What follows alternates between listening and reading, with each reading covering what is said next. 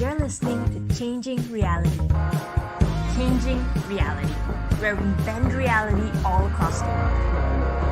Only on WQHS Radio.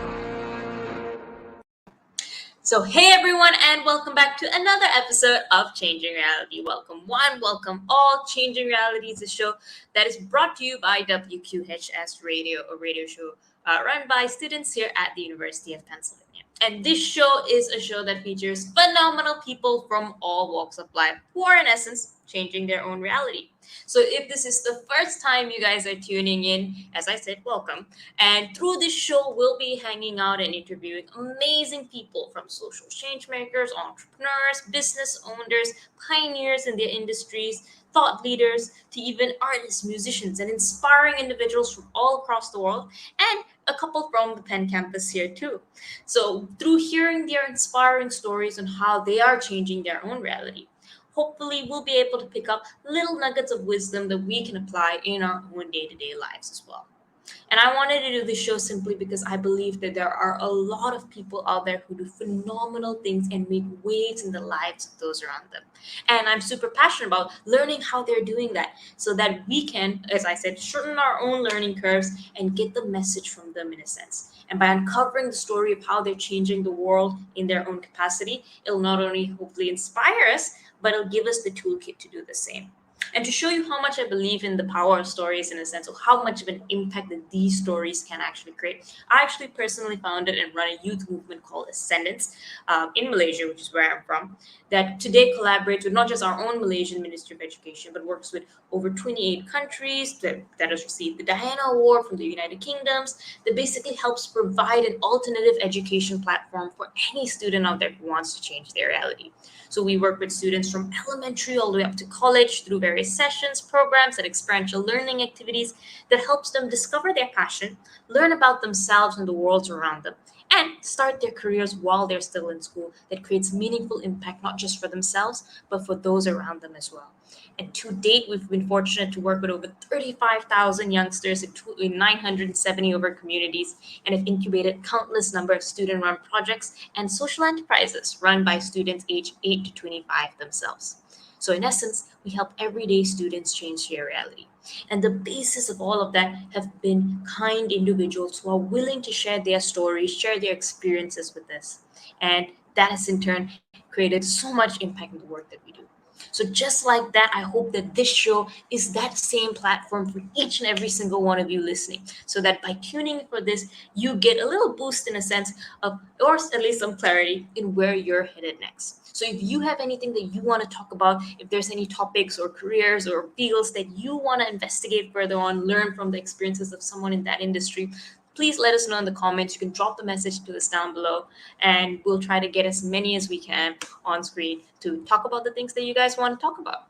So without further ado, let's move on to today's episode.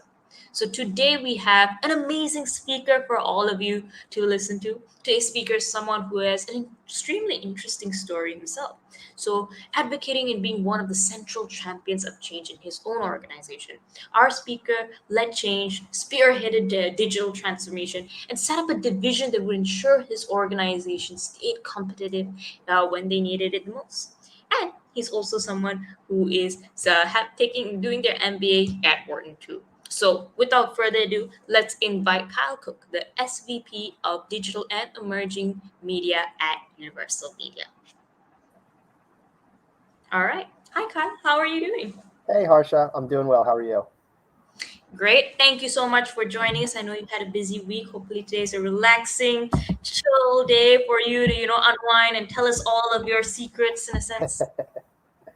No, it's been great. It's been great. I appreciate your energy. It's infectious coming through. So I'm ready to have the conversation. Yeah, you got me pumped up and ready to share and answer everything. So. Oh, no, now I'm nervous. All right, okay, let's do this in a sense. Now, I wanted to start off by talking a little bit about you being accepted as a Wharton MBA student. Congratulations, that is amazing. Much more higher from us measly, peasantly undergrad students in a sense. So congratulations once again. And why did you choose to go to Wharton, if you don't mind spilling the deets in a sense? Of course. Well, thank you. It is certainly an honor, and I can't wait to get started. I'll be on campus here in the next month for our orientation week, and then doing the executive MBA program for the next 2 years. I'll be trekking on over to the campus every other weekend. So really looking forward to it. But essentially, how I found myself wanting to move into in an MBA program actually started a couple years ago when I attended Northwestern University for a MS degree in a more specialized field called integrated marketing communications. And over time, that program really opened up my eyes to things that I wanted to learn, and just that furthering my education, helping and putting it into application right away for my company and organization and all the clients that we serve was terrific. And essentially being something that was more specialized in my field, terrific. But knowing, and part of my title being emerging, and we'll get into that in a little bit, which is very ambiguous and can mean lots of different things, is, hey, I needed to have a more well-rounded education for myself, learn from my peers, a lot of self-awareness and self-assessment, which is something I really believe in. We'll talk a lot about to say, what are my deficiencies, right? If I want to continue to lead this organization and lead my clients, I need to, have a better understanding of global economics, of finance, of different cross-functional aspects that while I do have a specialized degree that is specifically in my field, how can I bring something more well-rounded to help the organization? And what better than the best business school in the world? So that was a pretty easy decision, and luckily was admitted here as part of WEMBA 48, so the 48th class in that. So very excited. All right. Well, definitely a star addition to Penn's campus in a sense. And hopefully our listeners will bump into you in campus and get your autograph. And after this, I'm sure you have like tons of dying fans in a sense. And you alluded to this a little bit in the sense of kind of like the spirit of learning and the fact that you did another degree program just a couple of years ago. It definitely shows your commitment in learning in a sense. And I think for many students at the undergrad level now, we are still struggling to get through our first degree and we're still struggling to figure out what that means for us and where that kind of like points us in the direction of our future. I'm super curious in a sense because you are in, as you said, emerging media, something cool and very exciting. How was it like for you when you were a student in a sense? Did you know exactly back when you were doing in your bachelor's degree where you wanted to head, what sections in the media industry that you were going to be focusing on? I knew you did your bachelor's degree in marketing in a sense, but was that a choice that you made with a grand plan in mind in a sense, or how did you go about kind of like those early decisions in your career? Yeah, no, that's a great question. So I didn't know what I wanted to do. I know I wanted to do something You're one with the of us. Okay, right. sorry. Yeah. Sometimes I still don't even know what I want to do. Right. It's like, oh, that would be fun. Maybe that would be fun. But no, essentially just getting more generalized, specialized degree. I know I wanted to do something on the internet, which is obviously as broad as possibly can be. And I'm, doing that now in terms of media. So it was more just a general degree, wanting to find myself, and luckily landed an internship with the company, and I've been there ever since. Which in the agency world and in more or less the marketing technology world is completely unheard of. It's maybe 2 year stints at the absolute most, and I think I'm going on year 11 here, and couldn't be happier. All right, year 11. Okay. Very, a little scary, but it's okay. Like, it shows your commitment in a sense. How was it like, in a sense, being at that point in college, in a sense? I think everyone, or at least you would be like, your trajectory would be kind of like the ideal life in a sense. You get an internship, you're so great at it, you go on, you set a division, you become SVP, go on to study your MBA and work. It sounds very fancy and cool, but I'm assuming you did not like predict all of this back when you were picking your internships and deciding what to do. Did you have any sort of fear or kind of worry at that point of time of what you were going to do next in a sense? And if so, how did you pick the right internship or apply for the right thing that would set you in stone in a sense? Yeah, I think almost like that self doubt of, hey, what am I going to do? Doesn't I think there's a lot of people who still struggle with that, and I know that I do. Right. I think one of the big things, and we were having an orientation meeting from for the Wemba class, and someone was talking about, let that go. You're here for a reason. Believe in yourself. Get rid of that imposter syndrome, and that's something that I think a lot of us feel.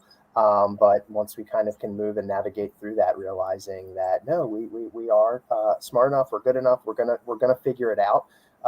And to any of the undergrads, don't worry about it. It's going to work out in the end, right? You're going to see some people that get ahead really quickly. You're going to see some people it takes a little bit longer to mold to get to that point. But we all find our story and navigate through in the end. So for me, it was honestly, I consider myself the luckiest person in the world. Not just a terrific family, 2 young girls, but from a professional instance, the internship really found me. And then again, a lot of things and dominoes fell into place. Like the division you're talking about, I created, which we can certainly talk about. But luck was a massive part of it. And I think you kind of create your own luck in an instance. So a lot of networking, a lot of just talking to people, keeping an open mind and seeing if there was a right fit. And luckily the fit worked out for me.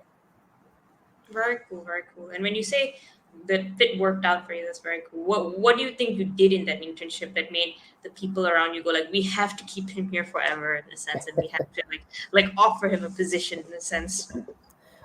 Curiosity and not just about the business, but how you can drive value for the business, right? So it's a business; it needs to make money.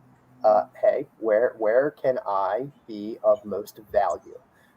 And during that internship time, I was actually in for sales, more of an outbound sales role. Because again, I didn't know what I wanted to do. Hey, I got an internship. This is great. I'm going to shadow some salespeople around. I'm going to learn, about that, and quickly realized that outbound sales was not something I was very good at. And again, that's self-awareness, self-reflection to essentially come to them in my early years and say, I'm not good at this. But here's where I think that I can provide value and drive new revenue streams, diversify your company's revenue and finances. And that's what I think really attracted them, is just having an awareness for myself to know that what I was in, I'm not good at, not great at. I didn't think I was succeed. Maybe initially, hey, I think I can do this.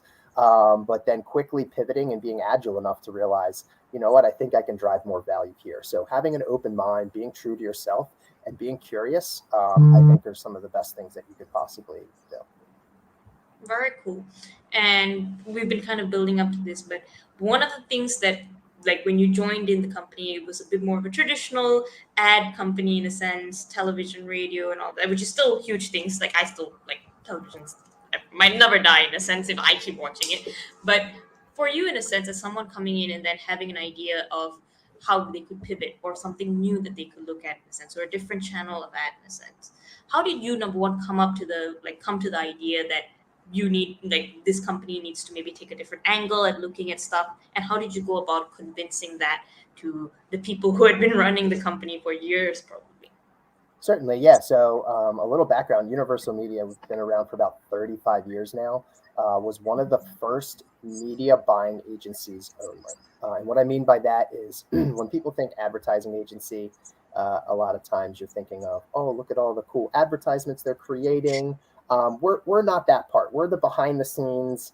I use the term, mathematicians and those items to understanding where exactly you're placing a certain ad in front of certain people at the right time to make them create or do some action. So that's essentially what Universal is, and was built upon that as one of the first media buying agencies, and has grown into one of the largest independent buying agencies in the United States. So we're not owned by anyone. We're a private company. So that company built and rooted in traditional media. So again, that broadcast television, outdoor, helping companies as yes, with print advertising that's still going on today. All those items. And essentially, again, I go back to the theme of being lucky and being curious. There wasn't necessarily a department that really handled or did a lot of digital advertising. And obviously, it doesn't take a lot to envision or see or forecast where media was heading or going. And essentially just, hey, what do we do here? Oh, we outsource that. Okay, let me understand the costs that it takes to outsource versus creating something internally. and just developing a very simple business plan to where we, got the approval. Hey, it was very low risk. Let's see what can happen, and we just continue to grow and snowball. No, very cool in a sense. Tell us a little bit about those early stages of setting it up and what was kind of how did you go about number one, picking who you should talk to in a sense, picking what you were going to present to in a sense. I'm right now doing a class on kind of pitching and finding the right people to convey your idea within an organization. And just reading about it in the textbooks is giving me a headache. So please shed some light on how you did that successfully in a sense on that whole process. Well, I learned through failing. Right. And I think that's something that a lot of us, kind of shy away from, but you're going to learn the most from your failures. So there was, webinars, white papers, and lots of messing up and figuring out both operationally, both from a technological standpoint, both from an analyses, reports we had to put together. Those first 2 or 3 years were very rough because we necessarily didn't turn it on, right? We didn't create some department and all of a sudden it was a significant portion of our revenue. It took a while to ramp up, right? So there was a lot of times just learning and figuring out what was going to be correct. And I think the best part, again, going back to the luck, is that the company I'm at is very entrepreneurial, right? It was started by 2 entrepreneurs. They do a lot of other endeavors as well, and they really championed me. So they stuck behind it. They invested in it. They provided the resources that was needed. But honestly, the number one thing and how we learned is going through rounds and rounds of failure and feedback. That constant feedback loop that you probably read about or talk about was the number one way that we kind of just continued to mold and learn. And hey, we started off with a presentation or whatever it may have been, a recommendation, a strategy. Helping someone with some sort of data and segmentation. And, if we were messing up, learning how to take that, update it, make it better for the next. So, kind of got better every single day. And once that progression started and we started to see some of that success, I wish I could have encapsulated that moment in time because it was some of the best feelings ever to start it, to see it come to fruition. Tell us about maybe one or two of those moments of initial success in a sense, and how did it come about? They when they say like Edison took 1,000 tries to invent the light bulb. It sounds nice in theory, but that means he did like a 999 minimum failed attempts in a sense, which is terrible. I can only assume that with your initial kind of setbacks and all of that first few successes would have been completely, I would say, at least a heartwarming feeling of kind of getting on the right track in a sense. So what do you think was the one or two pivotal moments or stories where you started seeing that success and you started seeing that, okay, this is getting where I thought it'd go in a sense? Certainly. So it was more or less just an understanding of how strategies, how data, how technology comes together. I think initially, and a lot of us do, I think, was thinking in a very siloed format. So, okay, data, we can only look at it this way, or segmentation, we can only look at this way, or technology can only be this way, versus that cross-functional approach and how everything comes together. And I remember, presenting the first time, one of the biggest successes was winning a large RFP, or request for proposal, for a company, and essentially won that over 2 other national digital agencies. And that was the moment of arrival. Was like, wow, this actually really can be something, because during the time of failure, there's a lot of self-doubt. Should I keep doing this? Am I smart enough to really lead the division? Or should I look at another company where I can just go and be a part of something that's already been created? But winning that assignment for a specific client and brand over 2 established digital specific agencies, in New York City, in Boston, Atlanta, when we're someone in South Central Pennsylvania, even though we serve all over the United States, that was the turning point. Oh, amazing in a sense. And prior to that, or even post that in a sense, how do you deal with the times where things are not moving and you feel like, what, should I give up on this? Should I just shelve this in a sense? What do you what is your internal process of being able to get back on track and get back on kind of the horse and continue persevering? Absolutely. I think we are conditioned to only focus on really large wins. So to me, while it was gratifying and something that I learned, right, it was, oh, we're not winning any of these RFPs or in these assignments. I'm failing, right? But realistically, I should have, taken a step back and looked at the bigger picture or the more micro picture and looked at all the little wins that was happening, right? Something that might have been a tech failure that we fixed one day, or something that we brought on a new partner or vendor, signed a new contract. These little tiny wins that built up to this final big win. And while, we're looking at and saying, hey, the assignment and being awarded that was the end goal, not losing track of the journey and every day just moving forward, continuing to try. Simply failing and trying to do it again in a better way is a win enough. Right. So really holding on to some of those smaller victories. And that's kind of how helped me slodge through the consistency of failure early on. No, very cool in a sense. And it's very entrepreneurial. I think not just the company in the sense, but the work that you are doing within the company is extremely interesting from an entrepreneur's point of view in a sense.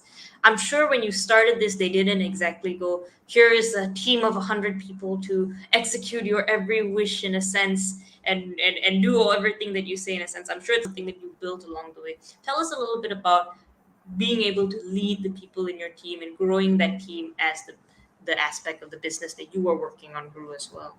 Yeah, absolutely. So naturally, media agencies run very lean anyway, right? So to that standpoint of team members, but it started just by adding, specialists, if you will, in the field of a certain variety or aspect of digital media.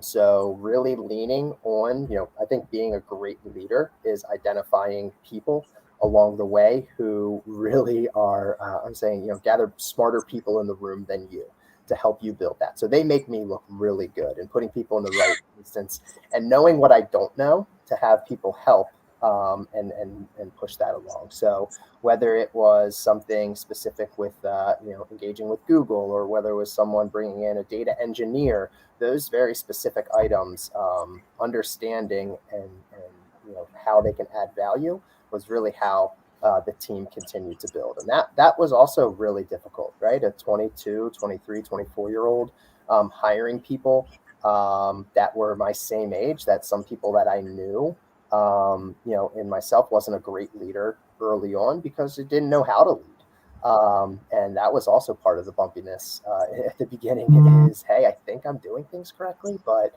am I, being too much of a micromanager? Am I too hands off? Am I doing a lot of questioning to that aspect? I think I have it down in a pretty decent pattern now, but continuing, that's why I'm at Wharton, right? To learn more business leadership strategies.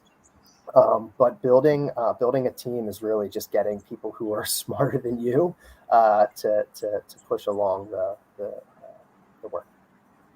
No, and I like how you pointed out specifically all of these little, I would say, internal dilemmas we have as leaders in a sense. Am I being too hands off? Am I being too hands on? Like there's always kind of like the spectrum of things that we never really know because we're not the ones on the other side of the table in a sense. How did you kind of discover your, I would say, leadership style among all of this? Again, I'm assuming there was some trial and error involved, but how did you go about it? Yeah, lot of trial and error. I think, like I said early on, much to the dismay of the team, I was learning things or thinking that I'm doing things correctly, and sometimes just wasn't, right. And that's the reality of what that was. But a lot of influence on the leaders in my life is really how I took from that. So what aspects did I really like? What aspects did I not like? And really try to, especially now, lead in a way of areas that I know aren't going to be receptive. So I'm certainly receptive to some things, getting a lot of feedback. One of the things that I'm constantly trying to get better on is open communication. So that 360 view of, reviewing your performance, but you're reviewing me, what's great, what's not great. And identifying, what a team member needs to motivate them along, but also what, doesn't motivate them, and do less of that and more of the motivation. So really that's gaining influence from a lot of different mentors and taking from them is really how I kind of compiled my leadership style, if you will. Yeah, but it's always hard because each person in your team has their own personality in a sense. So some people like certain styles of kind of working with you. Some people probably are complete opposite in a sense. Have you ever made a mistake in kind of like dealing with someone, whether it's a team member, whether it's someone like a that or a contact that's relevant to the business in a sense? And how did you go about rectifying that in a sense? Because I feel like right now I know many people who are leading teams and then they make a mistake in that and they're just like, oh my gosh, how do I backtrack now? What do I do in this sense? Have you ever been in that situation?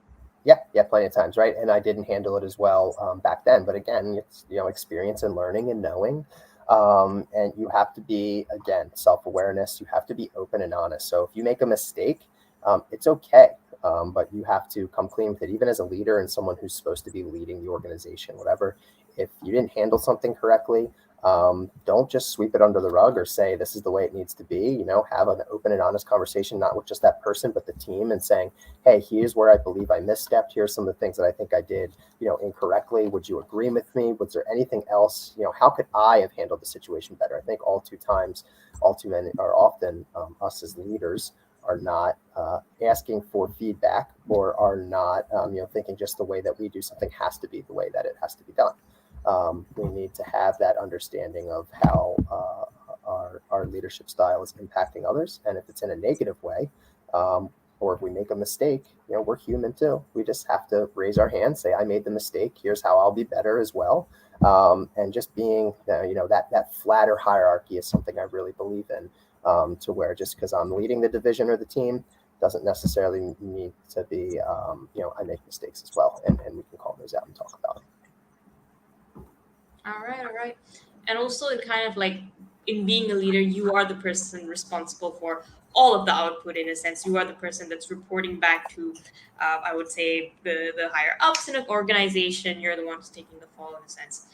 Have there ever been, I would say, like times or periods in a sense where maybe performance was not up to what you wanted in a sense, or things didn't go according to plan in that quarter in a sense? How do you communicate that back to like the rest of your higher up team in a sense, if there ever was a situation where that Yeah, there always is a situation, right? And it's not an easy conversation to have. But any good relationship, again, I've reiterated this, is based on communication and being open and honest, right? So if there was a lack of performance, here is what happened. And then not only here's what happened, but here's how we're not going to make that mistake again and how we're going to change it. So you have to be very proactive in the instance if you're talking about a failure, not saying, changing that and diverting away from that failure, but hey, that happened. That's not going to change. How are you not going to do that in the future? And if that presents itself again, how are you not just going to do that, but how are you going to, and what are you going to do something different to make sure that it doesn't happen again?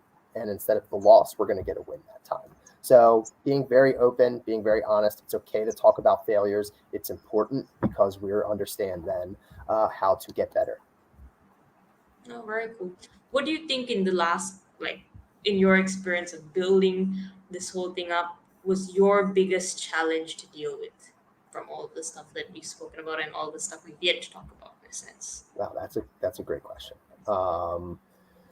I would say the biggest challenge is both from finding myself as a leader, developing that leadership, building a team, but also in working with a lot of clients and a lot of making a name for ourselves.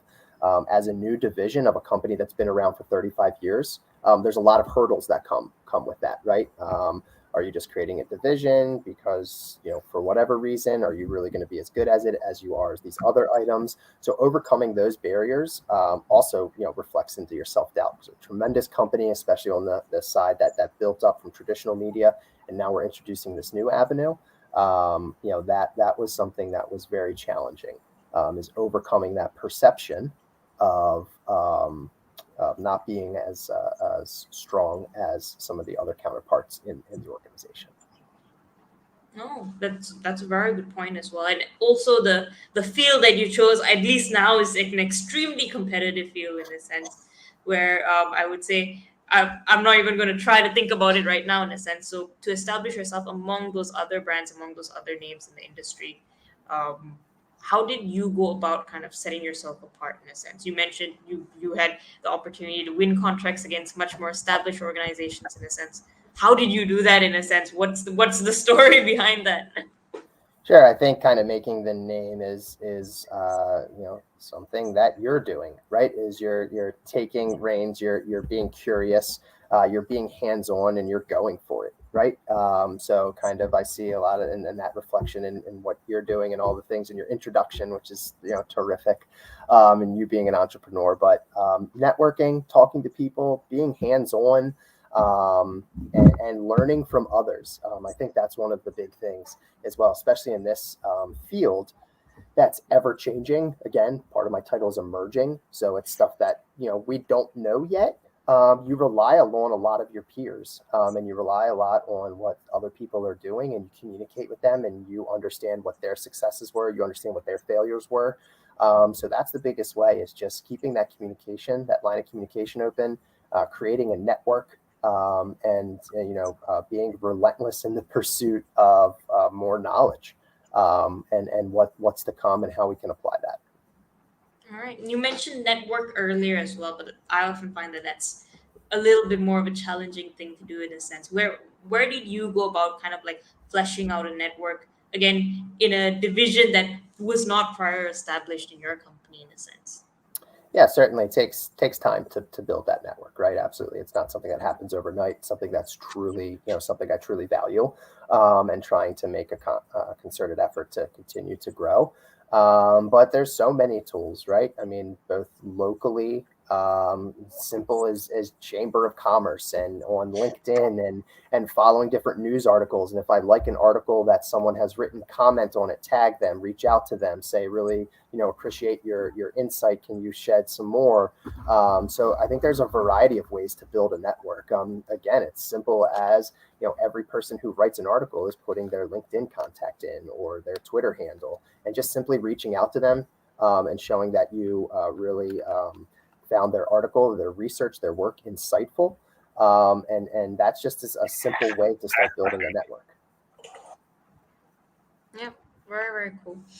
Tell me also about kind of like in that process of you building your network, establishing the work that you do. You're also, as you said, in the emerging media industry, which is an industry that is constantly changing, and you probably do one thing and then couple of years later that may not be relevant, or that may have already evolved. I mean, just looking at on a very small scale, to get an algorithm right on something like Facebook and Instagram is annoying, because it's something that's constantly evolving and adapting in a sense. Has that posed a challenge for you in a sense? How do you make sure that you're constantly adapting to whatever new things that are being introduced in the whole emerging market arena? Yeah, absolutely. Right. You want to talk about failure.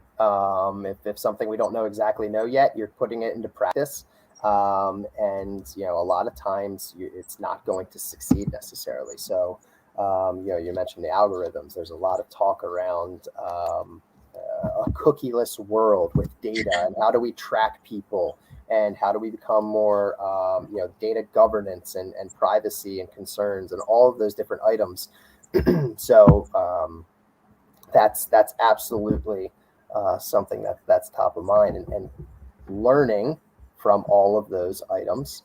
Again, that common theme of learning from your failures and bringing them to. So the emerging space is fascinating, both from media channels, both from data governance, privacy controls, all those things. It's something that's extremely exciting. Yep. In this process of kind of like capturing these new medias and all of that, and all of those new emerging channels in a sense, what has been, I would say, your biggest success and your biggest failure today? Oh my, that's a great question. My biggest success, I'd say, is being recognized by some of the leading marketing technology companies, and also brands, as a digital agency, right? So working with Facebook, becoming very strong partners, and Google becoming premier partners, things that aren't achieved by a tremendous amount of companies, especially we call it like an omni-channel agency. All medias, traditional, digital, everything you can imagine. I think that's just more or less, not saying that we've made it, quote unquote, made it, if you will, by any stretch of imagination, but understanding that we have made an impact for our clients, and on some of these technologies and partnerships and vendors that we work with. I'd say that's the biggest success. It's almost gratifying to know that a lot of this hard work we're continuing to be recognized for, and what's that next successor step going to look like. And then from a failure standpoint, geez, I know I've said that word probably 30 or 40 times already. So I have a lot to choose from. But I think some of the failures were just from a team building standpoint early on in my career. Absolutely, just learning from a leadership standpoint how to handle certain employees, how to grow them, how to talk to them, how to pivot them, whatever that may be. All of that in combination, and certainly some fumbling early in my career, where I just wasn't very strong in that instance. And that's some of the biggest failures that still haunts me to this day, is doing that. But certainly I'd like to think that I've learned from that, made that pivot, and hopefully apply that to all my team members today. All right, very touching. And if you look at kind of I would say the work that you do, or at least when you started off in emerging media, I think the whole internet infrastructure, the whole channels and the whole things that were going on were very different as they are now, in a sense. Have you seen any eternal truths in the industry, in a sense, whether it is like from the earlier print media that's still relevant today, in a sense, when you are piecing together the strategies that you do, or the advice that you'd have for anyone entering this industry? Yeah, that's a great question. So at the end of the day, again, emerging, a lot of the things are new and fancy, influencer work and TikTok and all of these new things, right? Which are, but the bread and butter of some traditional media is still important, because at the end of the day, media buying and advertising is math plus psychology, right? And whether it's creative or it's understanding how many people, where they are, and then the psychological aspect of what message is going to motivate them to execute something. So math, psychology is at the basis of what we do. And when you look at the math portion, the most amount of people, could potentially still be watching the Super Bowl or still watching a traditional medium. So just because everything has become digital, and I know I'm the digital person saying that, but it's something that we preach strongly, is just because something's new and shiny, and clients really like to talk about it, right? Nobody wants to talk as much about print as they do some cool digital algorithms and technologies and marketing automation and all those items. There's still some traditional medias that do make sense, because from the math portion, they're reaching or connecting with the most amount of people. All right. And I'm also curious about, where do you see kind of like the future of this industry? Like you said, you named a couple in a sense. I'm sure everyone is right now obsessed with the word metaverse, whether they know what it means or not. On the other end, as you said, you have your TikTok influencers, you have, I would say, different ways of doing this that's cropping up every other day. For you, in a sense, where do you think this industry is headed, in a sense, and why? So, yeah, I think we are headed towards, again, another popular word, more decentralization, especially in data, because the data is really the foundation of all of these platforms, whether it's Facebook, whether it's Google, whatever it may be. The data is what drives advertisers to come and use dollars, and media buyers and strategists like myself, to execute your Hulus and your YouTubes, Google, and all of those different things. However, right now, those are all walled gardens. And what I mean by that is you can give your data into them. You can take a customer email address who's given you permission to advertise towards them and give it to them. However, they limit the data that comes back to you. They keep it for themselves. They use it. They harness it. And I think that creates a dependency or a reliance or an over dependency on some of these companies, which is never a good thing when you're putting all your eggs in one basket and depending on something. So the decentralization, Web 3.0, there's that I barely know, scratching the surface of. That's really where I see the world going is that data being decentralized, being obviously anonymized to where all parties can both put it in and take it out and use it across these partners, because Facebook and Google don't talk too much to each other or share too much data to each other. But it's necessary for brands and advertisers to have that holistic view, and the decentralization, I do believe, is something that's absolutely going to change the world of advertising. All right. I feel like sometimes people hear the word data and it's a taboo word nowadays in a sense, and everyone panics. The fire alarm goes off in a sense. As someone who uses at least a morsel of probably what you use for advertising and all of that, I personally see a lot of value in it as an entrepreneur. What do you wish people knew about data or even kind of the advertising world that they don't often think about? So I think first off, it's understanding what data to use. So I think a lot of times when we hear that word or people understand it's everything, and they know, people, the Facebooks and the Googles, they know exactly where I am, and all of those things, and who I am. It's the one thing that I wish that people would know more is the most amount of data is handled right with this thing. So people just don't understand the mobile phone and where it's, people understand where you are, and advertisers, we have all that information. So you might think, what you're sending out a tweet, or you're, blocking an advertiser from sharing data. You're still on your phone, and that is the largest source of data, one of the largest sources that you have. So it makes me laugh when people talk about that. They're stealing our data. They're doing this while they're typing it or sending it from their phone. So that's one of the biggest things that I always say, is that mobile device is one of the strongest pieces of information that I leverage on a daily basis for clients. That doesn't make me feel better, but okay. Now all those times I'm like, or like, oh, okay, I'm a little sad now. Okay, you caught me. I'm one of those people with the irony. Okay, I'm gonna cry about this when after this interview is over.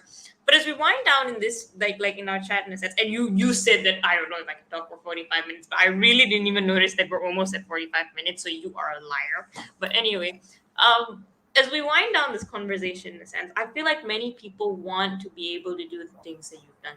They want to go ahead, kind of like be proactive, look at the things that are happening, the latest things in a sense, adapt that even if where they're at has never had a precedent in it before. They want to have your confidence in doing these kind of stuff in a sense. What do you think has made, or you can say more than one thing, but what do you think in your journey so far has made you able to do all of these things, or have set you apart from those who have tried things out and failed and kind of just ended things there? I don't want to sound cliche, but I'm going to. It's just that internal self-belief and confidence, and that there is no one that is going to outwork me from that instance, right? So building something and continuing to move on is relentless. But if that's really what you want, you're going to work for it. So those are the two things that's kind of driven that confidence, I guess you will, to keep moving forward, is continuing to work hard, seeing those small victories on a daily basis, just simply learning something new, from an article that I might read later. That might be my victory today. But continuing to build those, and working hard, and just the belief, the internal knowing belief that you are going to succeed is really what's driven. All right, amazing. Final two questions. I know I said final one question, but I have more questions now. Sorry. We can go a little bit over time. Final two questions in a sense. In this strive of kind of like making something, and I use the word changing reality because I have to add in the show name somewhere. Like I try to name drop as much as possible. But in this process of changing reality and creating in an organization or in any space that hasn't been there before, there is a lot of work to be done in a sense. You are literally, I would say, defying gravity. You're actually creating something new in a sense. Do you ever face burnout in those times of kind of like having to push hard to make things happen in a sense? And how do you deal with that? So that's kind of creepy that that to ask that question, Harsha, and I'll explain why. I had someone who I'd consider a close friend, mentor type, talk about that burnout effect. And to me, I never thought that it was going to happen. And I'd say over the past year, really starting to hit that wall of, oh man, it's a lot. And the constant working Saturdays and Sundays and late at night and coming back and waking up in the middle of the night because you're just waking up and having your notepad there and writing and jotting it down and checking an email, whatever it may be, to the point where understanding that I need to unplug. Sometimes I always had this false sense that if I'm not always on, I'm not working hard. And that couldn't be further from the truth, right? So taking a break, unplugging yourself, you do not need to answer that email or do that thing Saturday night or, first thing Sunday morning. And that's a way to kind of avoid the burnout that I really hit, especially during COVID, when we're all at home and now there's more time and more, to get ahead and do those items. Absolutely. It's real. And it's something that I felt and went through, I'd say, especially, around last year. All right, I knew from the data. Joking, but no, thank you. That it is something that I feel like, especially with COVID, that I and many people that I know personally have been going through, and you seem to be doing so much that I thought you'd have a good answer, and you did. So thank you. And I would say, kind of like, just to wrap up our interview for today, from the point of view of people, maybe on the flip side, in a sense, you mentioned this in a throwaway line earlier, which is essentially the work that you guys do is not the fun, creative side; it's the math side of things. I don't know whether to believe you or not on that. I'm sure there's it's that fun. Is the fun side to me. So the math, all that stuff, that is fun. But general perception, I can't draw a stick figure, right? So in being in an advertising world, sometimes people think like, but totally get it. So there's hope for me in the advertising world still, but all right, never mind. How do you think that, if someone's considering entering this arena of advertising, in a sense, what do they need to have? Do they have to be able to, I don't know, obviously based on your last comment, they don't have to be able to paint the Mona Lisa, but what are the skills that someone going to this whole advertising arena should have within themselves? Certainly, you have to be able to adapt on the fly at all times. You have to have a fundamental understanding of technology, and more or less, essence, you have to have an idea of economics and psychology, because that's really, again, the economical aspect, the psychological understanding, and the math portion.